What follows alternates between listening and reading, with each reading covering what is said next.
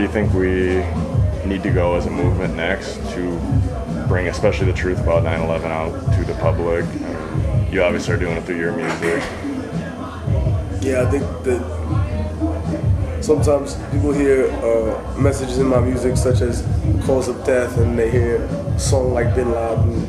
And I think that while Green Lantern made the hook to be as incendiary as possible, I've always stated that I never thought that George Bush was personally responsible for 9/11. I think that he's just a puppet that is used by individuals like the military-industrial complex. And I don't think that's like a left-wing conspiracy theory nut thing to say, because that has happened in the past so often with other governments and with our own government. I think whether or not people find it feasible that the American government would do this to their own people, and regardless of that issue, people can have, angry emotions about that, or they can have very adamant stances about how that is impossible. But the truth of the matter is that the majority of the American population doesn't believe the government's version of the exact things that transpired on September 11, 2001. They don't believe it, and it says a lot about the state of the nation and the amount of trust that we have in our own government. The fact that people just don't believe that they're telling the whole truth and nothing but the truth.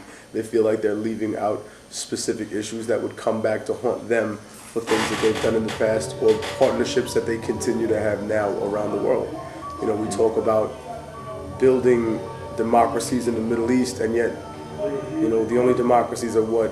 Lebanon and Israel, that's it. Everybody else is the ultimate form of an oligarchy, a monarchy. And during the 60s and 70s, the United States and Europe was instrumental in eliminating the left wing from the Middle East. In other words, everything that resembled socialism, everything that resembled that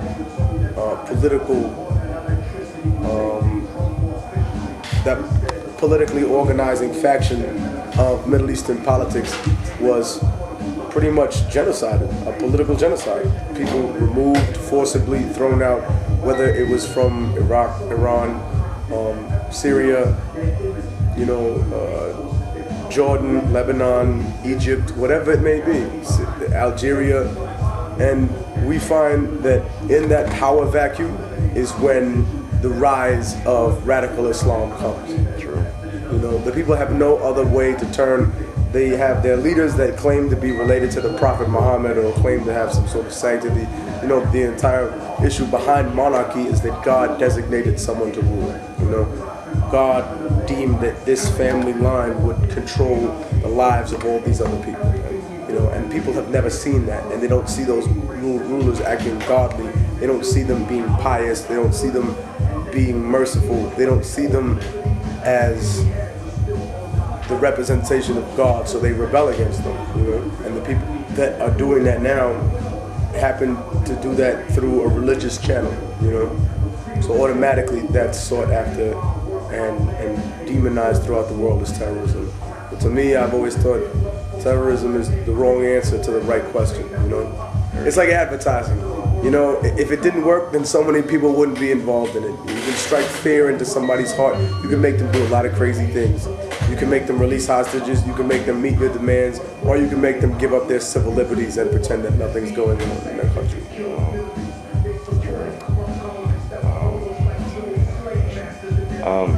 I guess a lot of people don't. I see it as, do you think that maybe, and it's not saying just our government did it, but 9/11 was used and everything since invading, occupying forces like Iraq, Afghanistan, possibly Iran now, that maybe as America we are being set up right now to be the bad guy?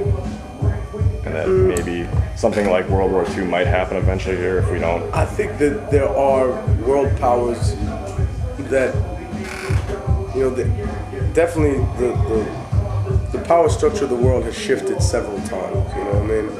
From Rome to Germany to the Caliphate to the Byzantine Empire, whatever it may be, back and forth to the Turks. then to the Napoleonic age where France dominated. Afterwards, or during that entire time, the British Empire, which it was said was so large the sun never set on it. Now, the American Empire, the American interest. Next is what? China's economic domination.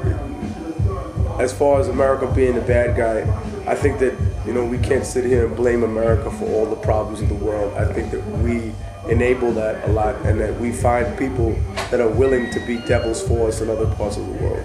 We need a Saddam Hussein. We need to create a Manuel Noriega, which are individuals who ironically not only betray their own people, but betray themselves ideologically when they come work for us. After all, Manuel Noriega was an ardent communist when he first started.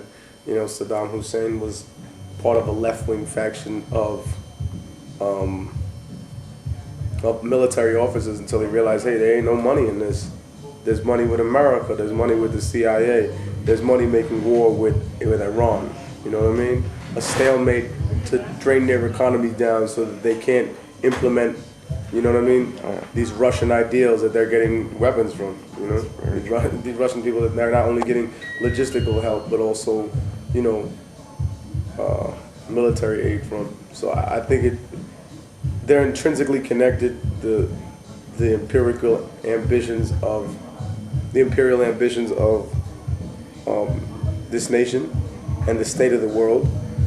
But I don't think that, I don't think it's the end-all be-all to empires, After the American Empire, I'm sure there'll be another one, and there'll be another one. And what will be best remembered for, hopefully, is, in the future, building a greater understanding of what democracy is by watching the way that it failed here in America, Because I think that when we look at democracy as being voting 25 times every century, we're missing the point. Democracy are the institutions that protect the civil liberties of the people. That's what we vote for. That's what we're supposed to create. That's what we're supposed to protect, And right now, that's being sacrificed for people are still trying to figure that out. They say there's a war, but who's the war against? We were friends with the Taliban before. Sure. We were buddies with them only a year earlier. And I think it's interesting to note the ideological contradictions in the people that we do business with, People that are willing not only to betray themselves and to betray their religious doctrine, but also to go against, historically speaking, what continues to this very day to dominate, issues around the world, and that's the issue of control. Man has no control, or has this dilemma in himself of whether he controls his own destiny. If he does all these things, if God exists, then doesn't the mind of God provide for infinite amounts of endings to whatever we do based on the small, tiny, almost insignificant choices that we make every single day that exponentially send out ripples in time to create, new possibilities? I mean, then what choices is everything that we make already pre-written and put down in some way, shape, or form, and to overcompensate for not understanding whether we have that direct choice, whether it is truly our destiny that we decide, or if our destiny's already been preordained, we try to conquer other things because we can't conquer ourselves. We try to conquer other people, we try to make them assimilate, we conquer other religions, we conquer our own women, we conquer our own brothers. And in the end, it's the inability to conquer ourselves that drives us to do all this. Very true. Well, like I said, I'm not the best interviewer. No, it's all right, man. I talk a lot, so y'all good, man. Thanks a lot for having me. Immortal Technique, myspace.com/Immortal Technique, Viper Records, the third world in stores now.